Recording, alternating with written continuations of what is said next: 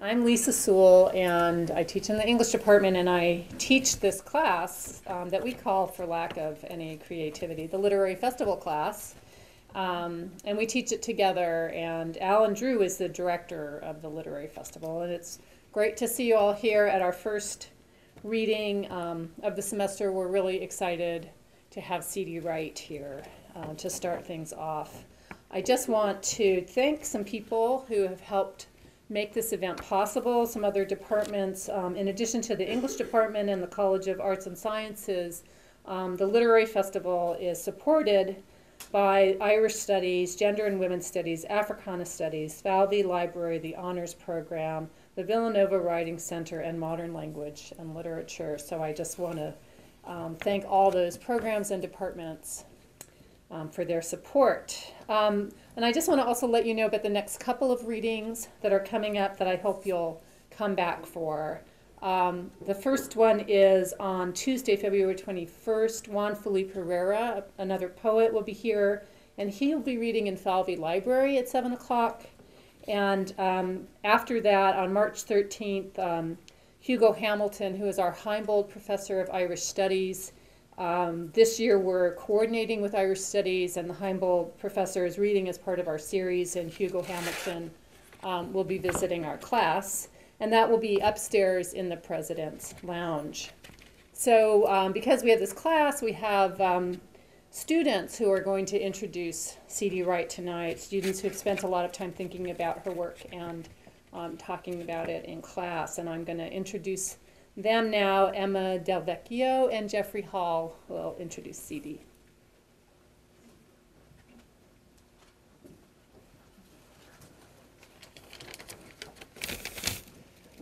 Good evening, everybody. Emma and I, on behalf of the class, are so happy tonight to introduce C.D. Wright. With a career spanning over 30 years, Wright has won numerous awards and accolades, including a Guggenheim Fellowship, a MacArthur Fellowship, and a Griffin Poetry Prize for her 2008 work Rising, Falling, Hovering. Her latest work, One with Others, received a National Book Award nomination and won the National Book Critics Circle Award. In this work, she visits a time of great unrest in our nation and addresses issues such as race and gender against the backdrop of a divided nation during the Civil Rights Movement and the Vietnam War. She evokes national and personal memories that resonate with readers of all generations. One with Others, a little book of her days, is a compelling book-length poem that cannot be categorized in any particular genre. Part narrative, part documentary, part memoir. Wright's book is historical, lyrical, haunting, and beautiful. Critic Joel Brower has said, C.D. Wright belongs to a school of exactly one. One with Others makes Brower's claim come to life. It's like nothing I've read. It's a patchwork quilt of memory and pain, paying tribute to V, a civil rights advocate, and Wright's flawed and heroic friend. Although V makes One with Others pulse with life, the struggle for African American equality in C.D.'s native Arkansas is its driving force. Even though I was born in 1989 and bred in a white suburb of Chicago, on the train ride it took to read One with Others, I knew the fear and contradictions of V's world. The blatant dehumanization of racism leapt off the pages. The honesty was uncomfortable at times. I would close the book and turn to a neighbor, dying to give voice to what I had read. I knew if I did, they too would feel uncomfortable. How do you describe the passage in which, desperate to escape his pursuers, a teen jumps off a highway overpass, permanently jamming his knees? Can you casually explain the excerpt in which a father is forced to take cover in a thorn bush, bleeding as he avoids an angry mob awaiting his son's release from jail? I didn't know how to start talking about these things. I only knew I had to. One with Others creates a dialogue between its pieced anecdotes and news clippings. It then inflamed that dialogue in me. I hope it has the same effect on you. Please join me in welcoming C.D. Wright.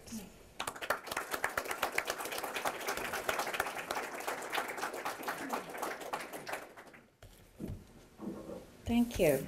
That was really nice. That was really nice. I liked listening to that.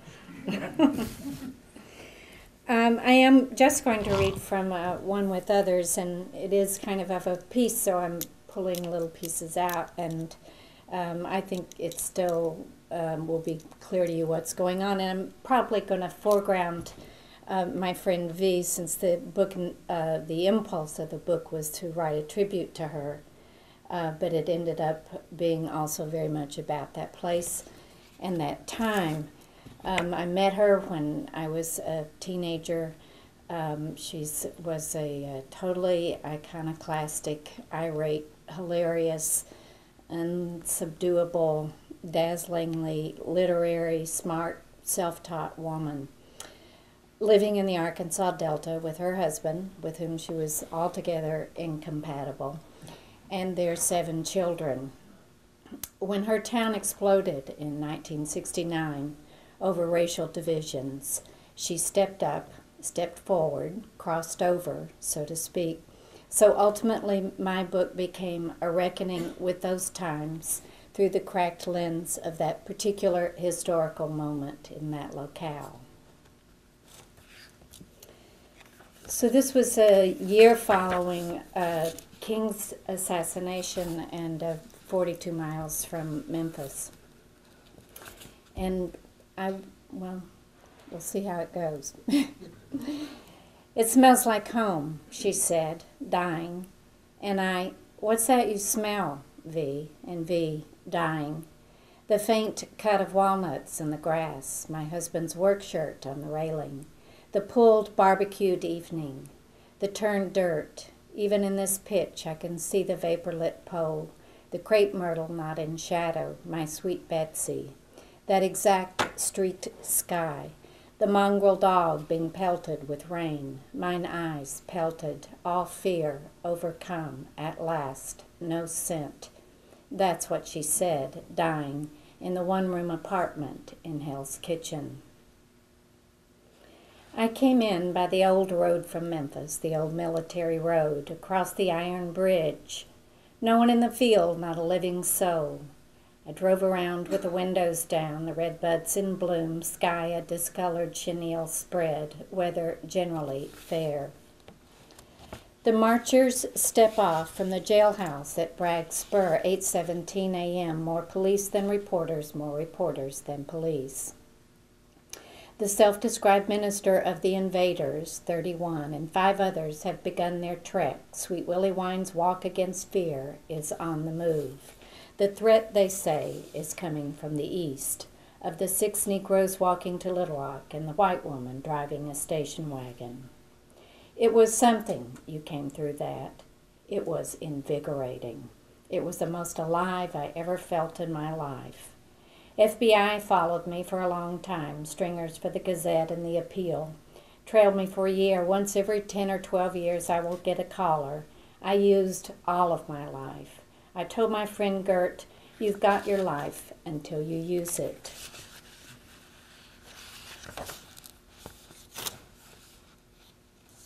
Her former husband. I'd come home from work and she would be in a rage, and I just couldn't understand it. They were a poor match. He says so to this day. She said so then. They barely tolerated one another. But they were Catholic, another error bred in the bone. If he looked at her and she looked at him, in 9 months she was back at the Lying Inn. My best guess, she woke up in a rage, 8 days a week. Her friends, the musician, the poet, the actor, Gert, she taught me how to live. Now she has taught me how to die. And she was my Goomba, my Rafiki. It was the honor of my life to know her, honor of my life. A man known as Skeeter his whole life. Oh yeah, I remember her. She celebrated all her kids' birthdays on the same day. I talked to a number of people, in person, on the phone, mostly the phone, when I could get anyone to talk to me. I made so many calls. Can we talk later because I'm trying to cook for my family? He's not here now. He's fishing. I've got to go to the hospital to see my brother. He's about to pass. I've got to go to Memphis. I've got to work the night shift out at the big pen. I worked there since the plant shut. Can we talk later?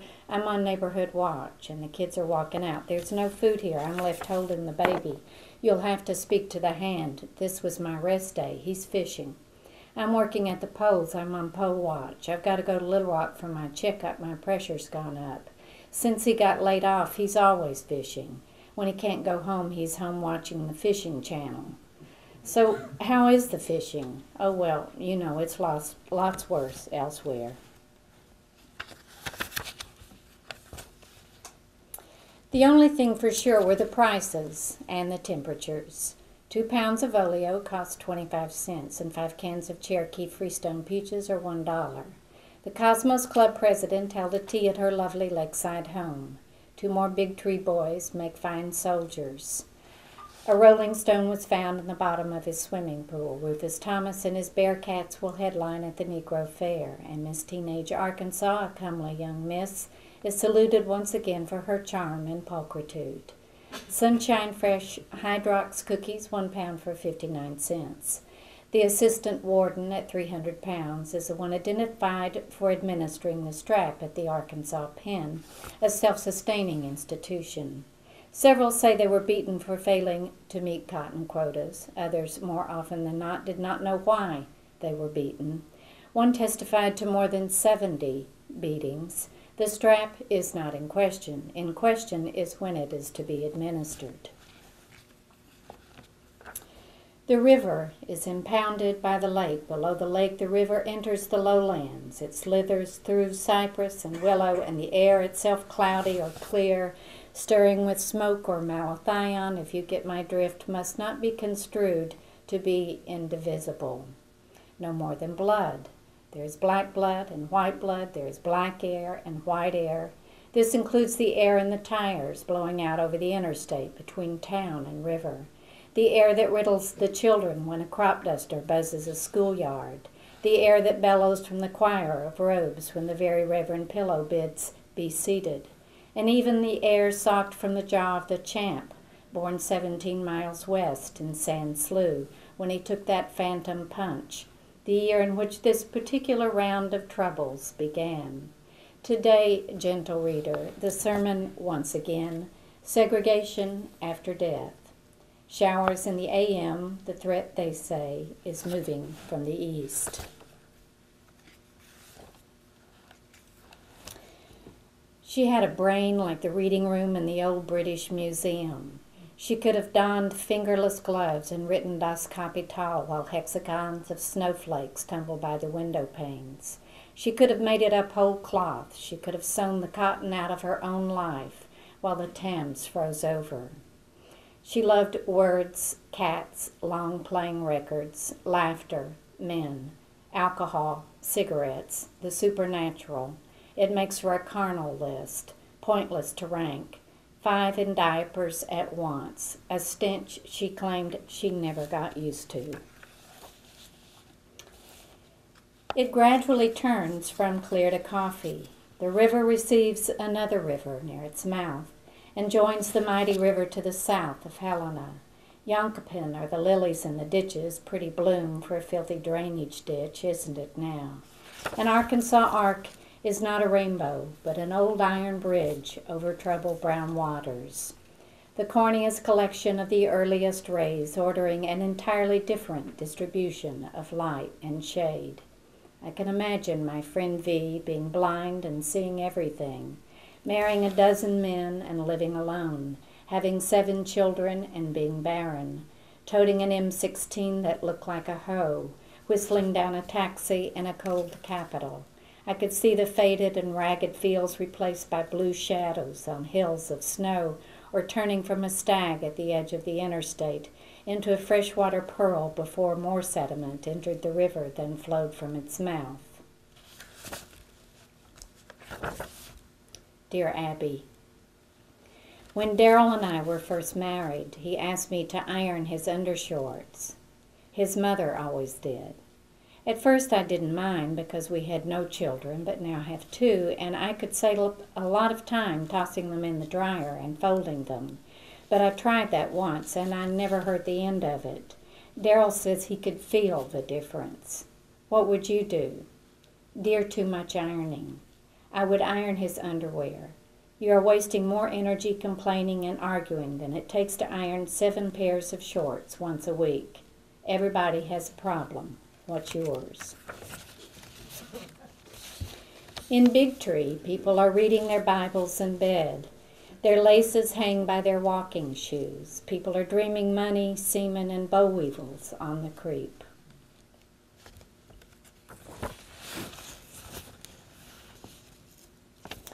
Graduate of the all-white high school, first year of integration by choice. I did not participate. I was in the theater, practicing.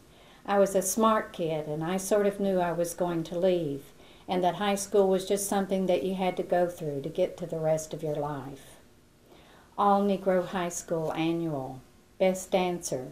One of the boys beaten by the night riders. Biggest wolf. Son of one of the boys blinded by the night riders. Friendliest. His brother who jumped from the overpass. Best running back. His cousin went pro in Canada. Smartest. Her cousin. Had his own car. He drove her to Ohio, still wearing her cap and gown. Atmospheric washes of sound. Play it muddy, play it freaking loud. Light sputtering and crackling. The only sure thing in those days were the prices.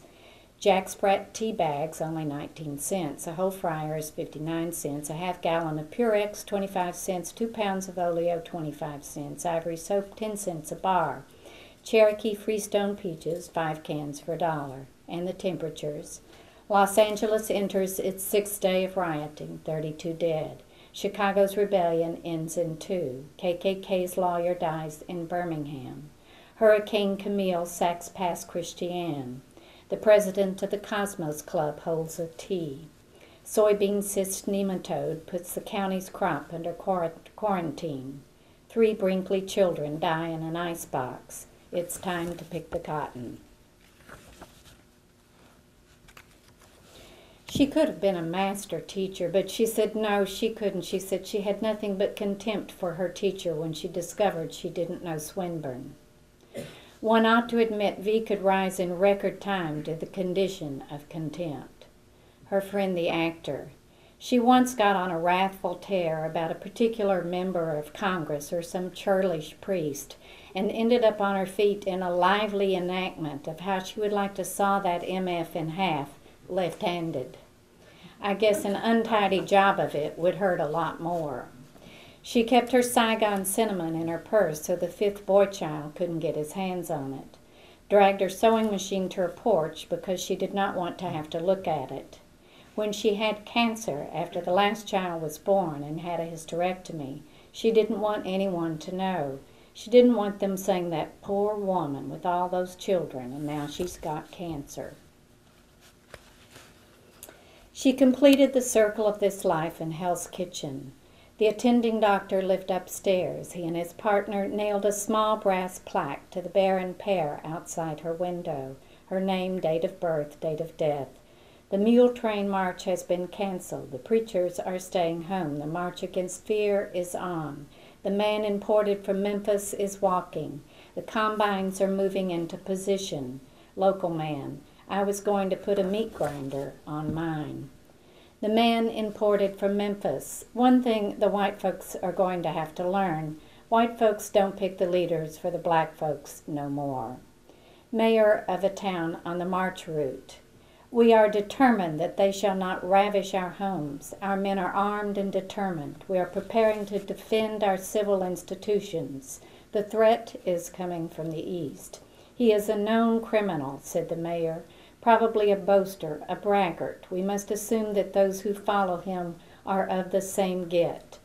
After that, I would have followed Sweet Willie Wine into hell. The man imported from Memphis had never laid eyes on her before. This is not exactly a love story. She pulled up beside him on the curb on the wrong side of the street. He's dead, she yelled. He's dead. Who's dead? Hunter Crum. He's dead. Having just seen the prosecutor in his office, having been there within the hour trying to obtain permits for the march, the invader is taken aback. He says to himself, this crazy white woman thinks I killed him. Now she's going to kill me. Come here. I want to give you something. No, I don't think I'll be coming over there, ma'am. No, come over here. I want to give you something. Mr. Invader thinks he's about to become Mr. Goner and politely declines to approach. She flings a gold chain at him and squalls off the curb. Bling, bling. That's how they met. Vines support an abandoned shack. Vines conceal abandoned farm implements. People are walking out of the ragged fields. Vines threaten the utility pole. Vines protect the copperhead from the hoe. Cottonwoods flutter as one. Bats at the cell tower. The tub in which James Earl Ray stood to slay the king has sold online.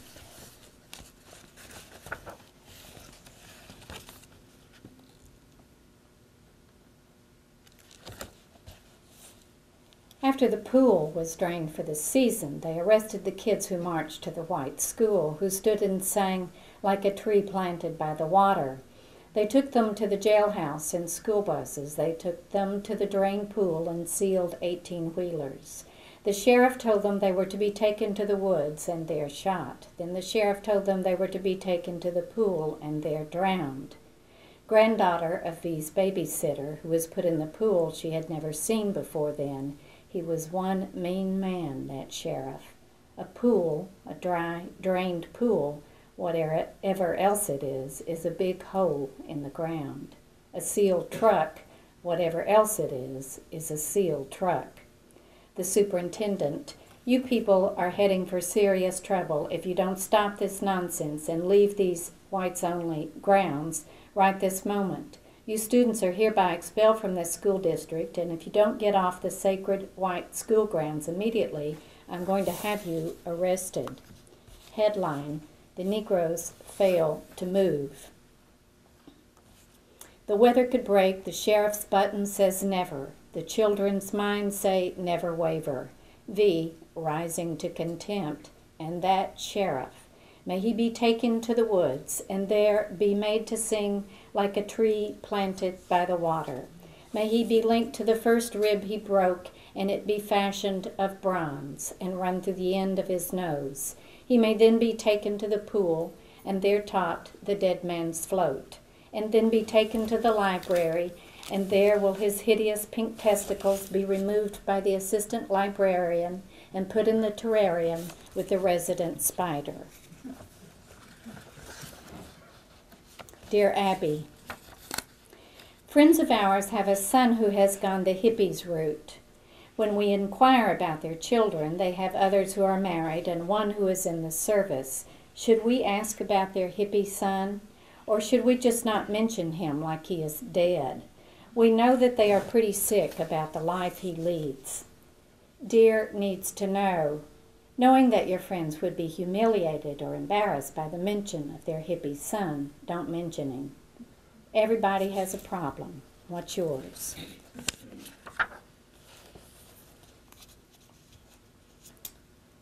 Radio ministry. Now the non-repentant homosexuals, they're declaring war on the gospel. Now the infidels are dying from the neck up. Now I didn't write the Bible. Now your old line churches are losing members. Now if I'm going to be saved, I have to be saved from something. The vile and the dirty and your lowdowns. It's not like joining the Rotary Club. Salvation, it's a heaven or hell issue. Now V, she wanted something entirely different. To feel and transmit. The ethical this, that is not that. The gospel helps some bear the pain, helps bury the hurt. The swimming pool is also buried therein, and therefore this petition for relief. Awaken to the task, call for calm, waver, never, forever, forward, backwards, never, it says on the ex-invader's machine.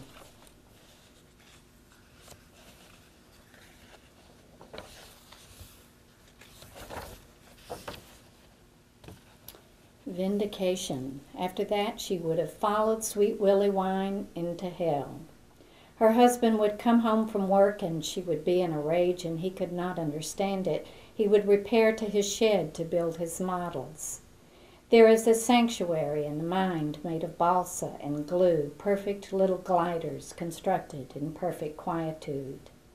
There is a sanctuary in the mind made of poetry and music and laughter, whiskey and cigarettes never run out, and the ironing board is never in use. There is a sanctuary without the stench of diapers, the drone of the sewing machine, or the fretful pawing of rosaries. Dear Abby, my mother-in-law said she read in your column about how to make dirty diapers disappear. Dear Misinformed, I am not a magician. Everybody has a problem. V, deep down, she may have been as sad as a cover band. She might have felt drier than a clod of Arkansas dirt, lonely, lonely, lonely, like the hunter green suitcase that hadn't been used since her honeymoon. Some honeymoon, she told Gert with that off-color smile. She almost had to rape him.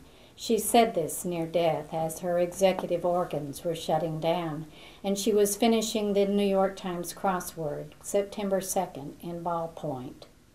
What is the suffix of book-ish? Who is a major exporter of coconut oil, Samoa? A colorless liquid, ouzo. A defeatist, words, I, no space, lose. The artist of the etching and aquatint, El sueño de la razón produce monstruos.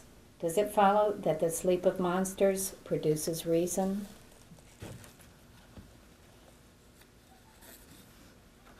They march along here, the military road, the road they walk, built by humpers. Those were the Irish. They pass Blackfish Lake, ditch number 1, about where they crossed. Gerstacker slept here, bundled up in a buffalo skin. But first the Choctaw removal, then came the Creek with ponies, then Chickasaw, then Cherokee, maybe Sequoia, among them his syllabary, nearly finished. Now stood another anonymous racist, calling them names, his rod extended, his line hung up in his own ignominy.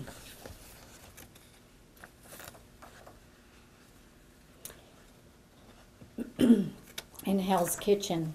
Her apartment is smaller by half than the shotgun shacks that used to stubble the fields outside of Big Tree, stained from decades of nonstop smoking. The world, according to V, was full of smoke and void of mirrors. She was not an eccentric. She was an original. She was congenitally incapable of conforming. She was resolutely resistant. Her low-hanging fears no match for her contumacy. Grappling hooks in the mud, leaf out in the mind. She was my Goomba. Cats, Catholicism, alcohol, and men, she served them all. Children, she failed her own. Of that she was acutely aware. It was the grief of her existence.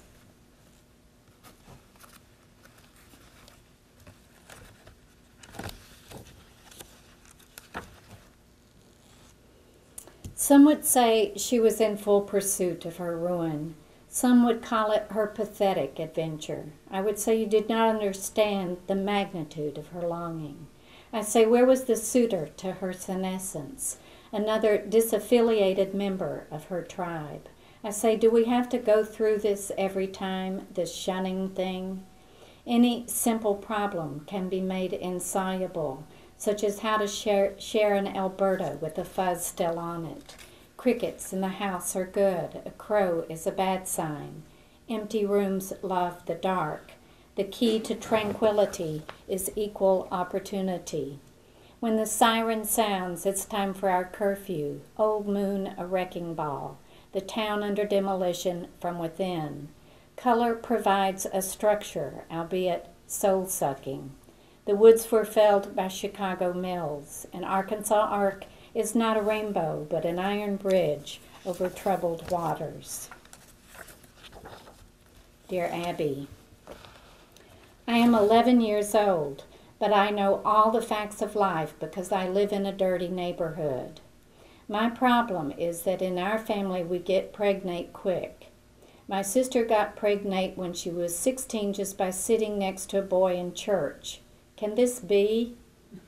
Dear young miss, no, somebody must have moved.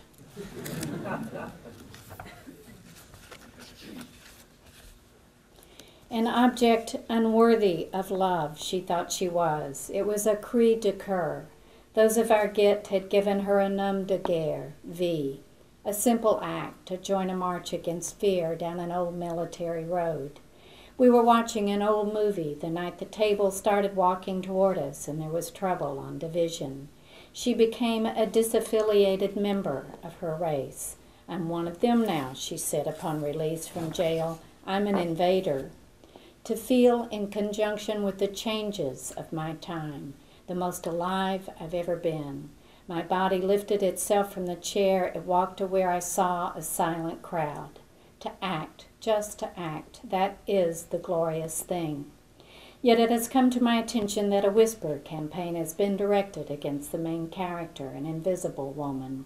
She could have buried her feelings like power lines, walked around free and common as the air that bathes the globe, or sued the chicken shits and gone to live in Provence, smelling of gauloise and café au lait. You have your life until you use it. You forfeit the only life you know or go to your grave with a song curdled inside you. No more damned if you did and damned if you didn't. Look into the dark heart and you will see what the dark eats other than your heart. The world is not ineluctably finished. Though the watchfires have been doused, more walls have come down, more walls are being built. Sound of the future uncanny, how close to the sound of the old. At Daddy's eyes, pushermen still on the jukebox. Everybody's past, redacted. For me, it has always been a series of doors. If one is opened precipitously, a figure is caught bolting from bed. If another, a small table, a list of demands on school paper. If another, a child on the linoleum saying she wants a white doll. A woman sitting on a bed holding a folded flag, a shelf of trophies behind her head. An ironing board, bottle of bourbon on the end. Sewing machine on a porch. To walk down the road without fear. To sit in a booth and order a sweet soft drink. To work at the front desk, to be referred to as gentleman. To swim in the pool. To sit in the front row and watch Run Wild, Run Free, next week Death of a Gunfighter. To make your own way to the end of the day with both eyes in your head. Nothing is not integral. You want to illumine what you see. Fear reflected off an upturned face. Those walnuts turning black in the grass. It is a relatively stable world, gentle reader. But beyond that door, it defies description. Thank you.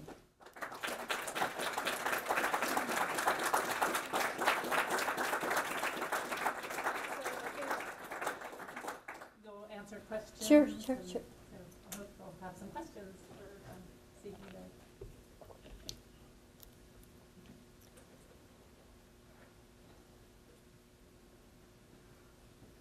Okay.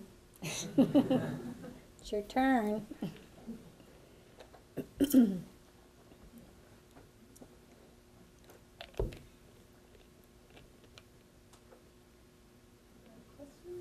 Okay. How did you meet V? I met her through a friend of mine at college who grew up next door to her.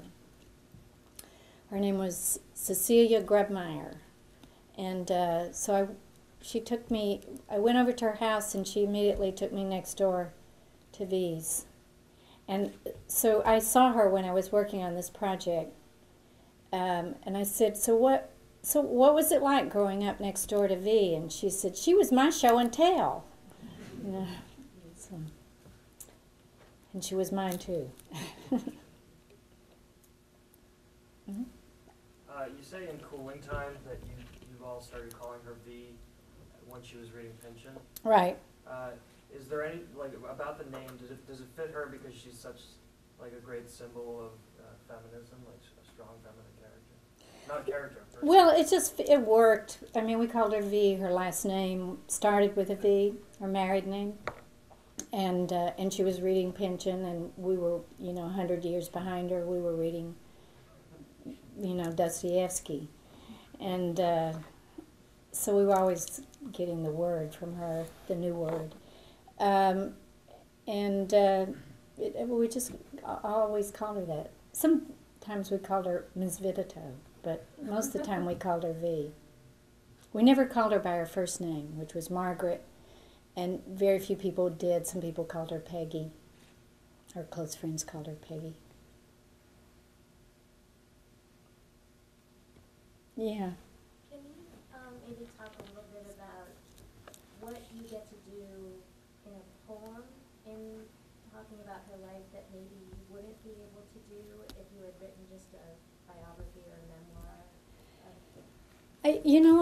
I don't know if I can. I think I wanted to write a memoir, and I realized I didn't really want to write a memoir. That was not that interesting finally to me to do. And so I felt like I could go at it any way I wanted to, for one thing. It was just an open door. And I could do as much or as little research as I wanted. I could interview people or not. I could call all of my friends who were her friends also, and talk to them and email them, which I did. It was wide open what I could do. And of course I didn't have to stick strictly to the facts. But mostly the facts were pretty interesting. I mean, it's like the Dear Abbeys, were verbatim from the newspaper. And I thought that and just the prices of food and the kinds of food that, really did contextualize the time and the place. And how people really did perceive things then, like the war and other women and beatings at prisons, and all of that was on the table. And I felt like I could do that very succinctly, without going into paragraphs and paragraphs of, historical research. I enjoyed the research. I did a lot. I mean, there's just a great wealth of literature on the civil rights, and I found some real jewels that weren't as well known that really fit my project. So I felt I could, put a lot of pressure on the language when I wanted to, really pack a paragraph if it were a proper paragraph, or I could really distill it and crystallize it and write very sparingly at times and in line, just because it pleased me, and I could control the pacing by lineating and using space. I guess it was things like that. I could use the contrivances and devices and all the artifices available to poets who are familiar with them, as they seem to suit the temperature of the material.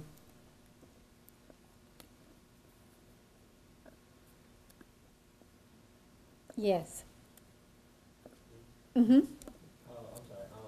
We were briefly just going over your book in class today, and I was actually interested in one of the lines that you had in there. It was just to act is the most glorious thing. Mm-hmm. I just wanted to hear your comment on that in reference to the entire book, maybe as a simple message, or if you can offer any comment. Well, it is just a simple message, and actually, I that line came from a documentary I watched, and I can't. It was people trying to save a church, and they lost the battle, but the way they came together to throw themselves at their cause, and somebody said something like that, just to act. That was what was so, it made people feel magnificent even though they lost the battle. So, and that's how I guess it did sort of capture the whole thing, that people acted according to their conscience, and they had a lot to lose by doing that. But one of the things I found was, for instance, the black students who were involved in some of the activities that were going on, some of the organized things, like SNCC, a few members of SNCC were there to help them, articulate the movement there in that town, and also to keep it from really exploding. And when I talked to the people who were kids then, who are now in their late 50s and early 60s, the ones who obeyed their parents and didn't get involved really felt bad about it, like they felt left out. I mean, they just did what their parents told them to do. These are the black students who, their mother said, don't get in that line, don't get in that line. If you get arrested, I'm not coming to see you, I'm not going to blah, blah, blah, And a few kids, minded.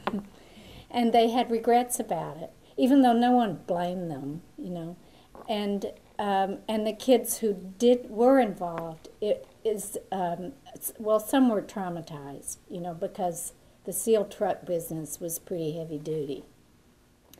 And the trauma stayed with them, I mean, if you had a conversation, people would have meltdowns talking about it, even though they wanted to talk about it.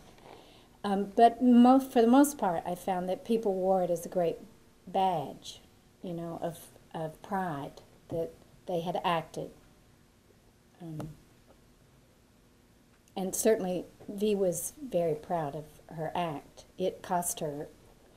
Her husband denounced her. She got arrested. Her husband denounced her, divorced her, took custody of the children. She was run out of the state, et cetera, et cetera. So there was a price to pay, but she didn't have regrets. So I don't know how quite to frame this question, but when I was reading the book, and I think the class had this sort of experience too, that we know about a lot of things that happened during civil rights. I've seen documentaries, I've read lots of books, but there were a lot of things in the book that I had this sort of response to, like, oh my God. And I was sort of wondering whether, since I guess you knew about what happened in Forest City before you went down there because you were friends with V, did you have any of those kinds of moments in hearing stories or encountering the facts of what these kids had been through, or I don't know, I was just sort of wondering if it was revelatory for you. Oh, the sure. book, I think, is revelatory for the reader, and I was Right. just wondering whether that was also Well, your experience. yeah, sure, it was. I didn't know a lot of things that had happened. I didn't know about the trucks and the drained swimming pool, and there were a lot of things that I didn't know. I didn't, I heard the story about from her babysitter's granddaughter, and then I met her brothers and her father. I heard stories from that whole family because they had a family picnic on one of the days that I was there, about the night one of them had gotten arrested, and when they let him loose, when they released him, they had already informed these men from the farms who were night riders, who came in to beat these two brothers up. They were kids, and the father went down to get them, and they beat him until he lost his eye, and then the two boys hid under a truck, and then still had to run, and one of them jumped off an overpass, etc. I mean, there were all kinds of things, incidents I hadn't known about, and I heard a lot of those stories. I didn't tell but a few of them, because just telescoped it into some of them. But I mean, I was aware, because I was in Memphis during those days, I was aware of that all the towns up and down the Delta were, things were happening all over the place in the year after King's death. It was a very decisive year, I think. Like the Brown decision was in 1954, and here it was 1969, and the schools were still, everything was still totally segregated. Mm-hmm. Had you written more and cut back, or had you written less and forward? How did you? Well, I had a lot of I had a lot of material. And did you choose? Did you kind of weigh how you chose historical, general history versus the history of Dee and her life, or how did you weigh? I don't know. It's all everything about writing is making decisions, which are really hard. It's very hard for me to make any kind of decision. I mean, I I just wondered if they were you know, go labor decisions. try or on if they 5 were- different things to wear on any given day when I'm not even going to leave the house, you know.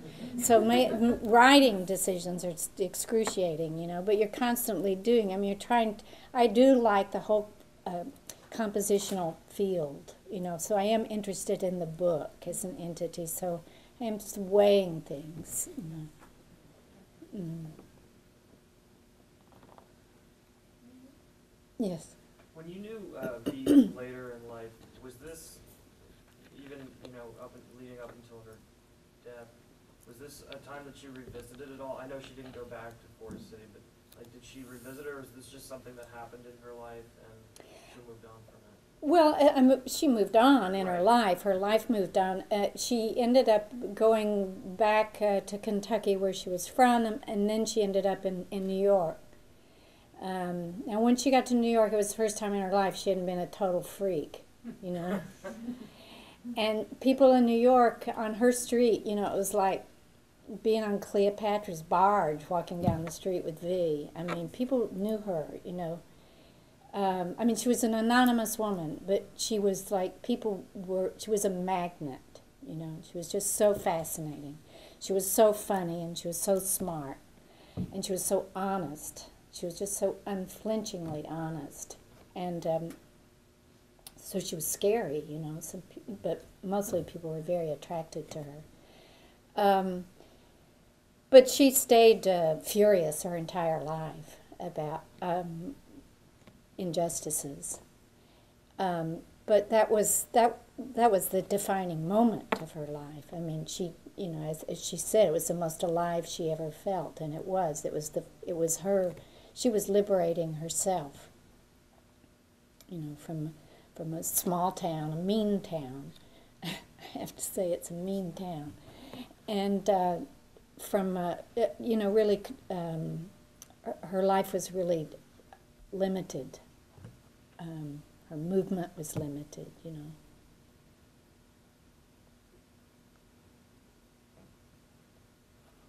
Mm-hmm. We talked in my class today about the title of the book, so I was just wondering if you had any close competing options that, for a title, and if so, why you chose the one that you did. Well, I think I saw this title on a little sculpture of Louise Bourgeois. I think that's where I got the title, and it was like 3 figures sort of glommed together. And I liked it. And then I think my husband told me it needed a subtitle because they wouldn't know what it was, you know, why this woman was in here. And but the other title I was going to give it was, I'd written one short piece on her years before, and so it was a curse of hers, you know. But it was too much. It was by Jude G. McCormick, God Damn It to Hell, Got Dog's Foot. And so I decided against that one.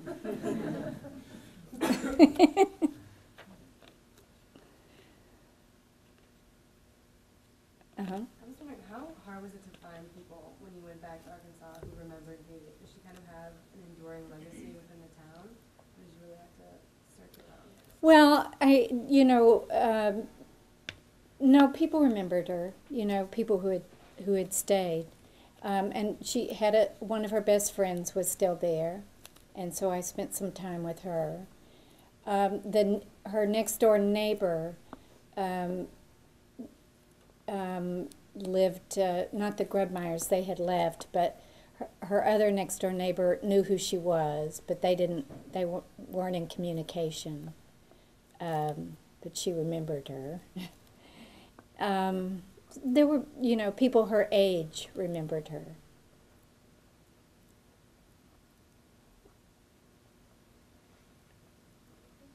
Okay. So, thanks for coming. Thank you. Let's give Cindy, right? Thank you.